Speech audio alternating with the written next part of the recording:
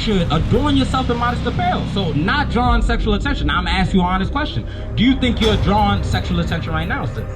Not at all? You sure? Yeah. Okay.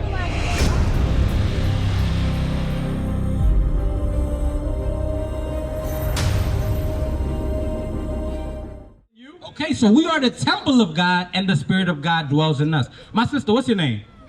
Neighbor? All right, I'm David. Nice to meet you. So, sis, right now we're going over smoking because we noticed that it's a big epidemic in our community. Everybody's smoking cigarettes, Black and Milds, weed, so on and so forth. Now, I'm gonna ask you, do you smoke? Yeah. You do? Okay, so this is perfect. Right on time, sis. So read. 1 Corinthians chapter 3, verse 16.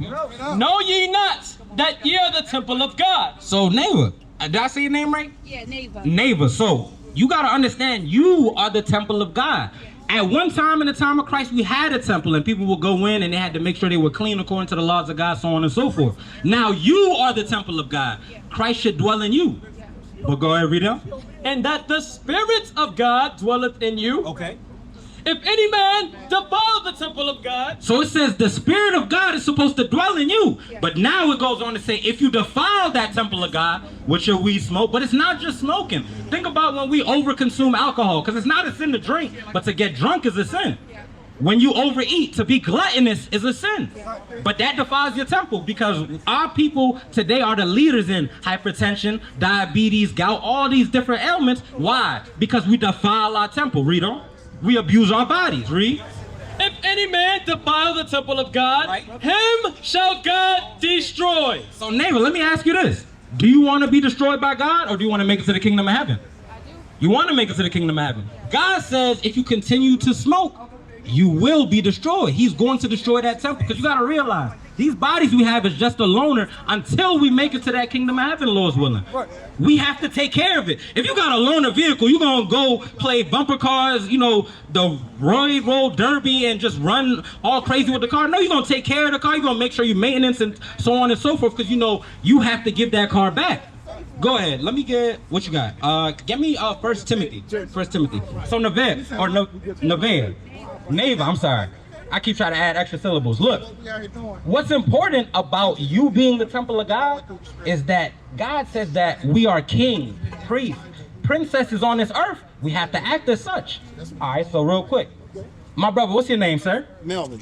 Melvin, nice to meet you, Melvin. I'm David. Nice to meet you. So right now we're going over, I'm going to ask you a question. Hopefully it's not too personal. Do you smoke, Melvin? No. All praise to the Most High God. So we just went over. Use drugs. All praise. So we just went over that if you defile your temple, God will destroy you. Now, we also went over the fact that it's not just smoking. Do you drink? No. Okay, all praises. It's not a sin to drink, but it's a sin to get drunk. That getting drunk is the abuse of that alcohol. It slowly deteriorates your body. Right. What about crab, shrimp, lobster, pork? No, none of that? Hey, you're paying 1,000 right now. Okay, I'm with you. So, all of these various things defile our body. We're going to continue to go over some laws, but right now we're showing that we're royalty in the Bible and we shouldn't defile our temple. You following me? All praises, all praise. So now let's go 1 Timothy 2 and 9. 1 Timothy chapter 2 and verse 9. In like manner also, that women adorn themselves in modest apparel. Okay, so it says that women should adorn themselves. Let's let this pass by. So it said, in like manner also, that women should adorn themselves in modest apparel. That is another important factor of us becoming that royalty on earth, Navid. Read it again. 1 Timothy chapter 2 and verse 9. In like manner also, that women adorn themselves in modest apparel. Can somebody pull up what modest apparel is for me? So it says, in like manner also, that women should adorn themselves, meaning to clothe themselves in modest apparel. So all praise, you got that for me? So it says, adorn yourselves in modest apparel. So I want to ask you before we read this, what do you think modest apparel is? Because you got the definition for it, but I want to hear what you think it is. Well, modest apparel is definitely making sure that your legs are covered. Okay. Your behind is covered. Okay. I wouldn't say modest apparel would mean like turtlenecks all the time, like long sleeves all the time. Right. Making sure that you are upkept and you know, you're modest, you're covered. Okay, cool. So let's read the definition for you. Let's see what it say. Modesty, dressing or behaving so as to avoid impropriety or indecency, especially to avoid attracting sexual attention. So now, that is the key point of our women adorning themselves in modest apparel, to not attract that sexual attention. Because we gotta realize, it's the reality of the earth that we live in, unfortunately, that we can't control everything that goes on around us. So we don't want our sisters to entice people out here, but also it's a commandment of God. He wants you to dress like royalty, like we mentioned. So it's twofold. It helps keep you protected, but also it's how God intended you to look, sis. Don't worry, they just showing support. Yeah, I was saying, they just showing support. You good. So it says that you should adorn yourself in modest apparel. So not drawing sexual attention. Now I'm gonna ask you an honest question. Do you think you're drawing sexual attention right now, sis? No. Not at all? No. You sure? Yes. Okay.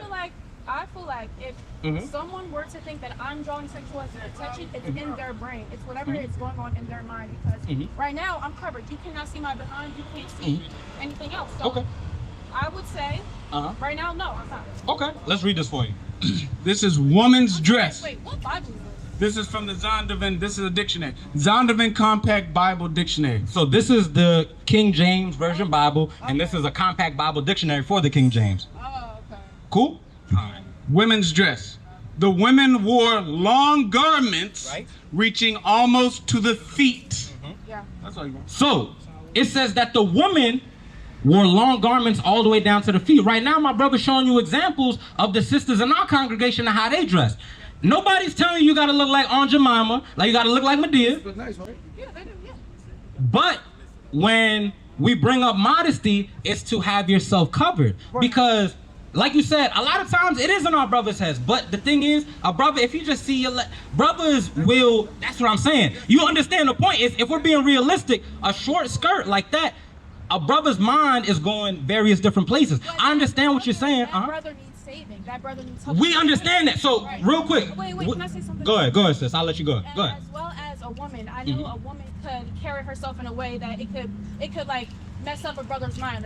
So say my short skirt, Right. somebody's like messed up, they're gonna say, oh yeah, she's trying to be sexual or whatever, but Okay. that's his Matthew fault 5. in his head. Like Right. he needs more, he needs to get closer to God because he's not all the way there. Okay, so sis, everything we do up here, I'm not just addressing you. We address our brothers too. So it's a two-part problem. Right. Part of it is our sisters dressing out of order, but part of it is our brothers lusting after the sisters. Both things have to be addressed. But read what God says about that. Read.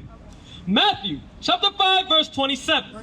Ye have heard that it was said by them of old time, thou shalt not commit adultery. So when Moses brought the law to the Israelites, it was just that plain. Thou shalt not commit adultery. But Jesus the Christ is going to expound on that law. Read. Verse 28. But I say unto you, that whosoever looketh on a woman. So what do you just say right there?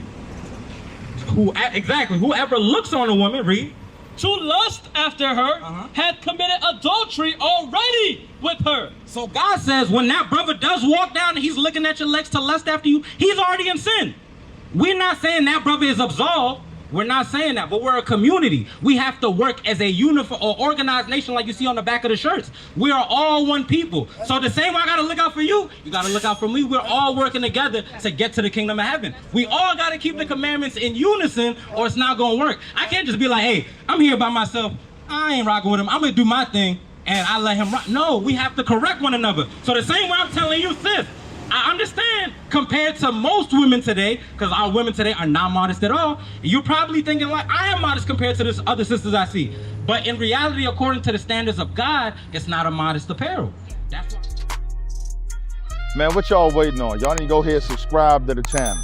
Across the earth, the prophets move. From city streets to distant lands, the message is the same.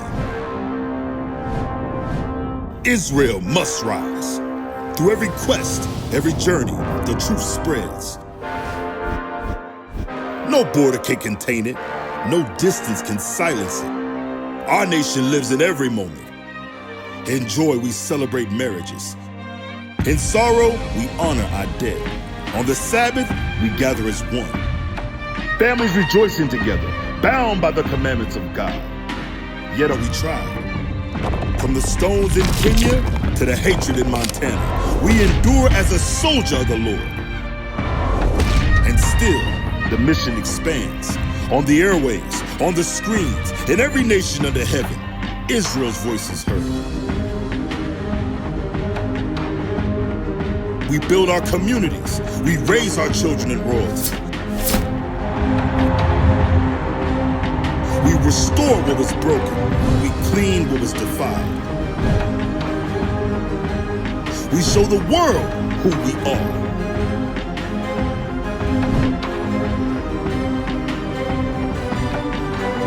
This is Israel united in Christ. Nation in motion. Nation endures.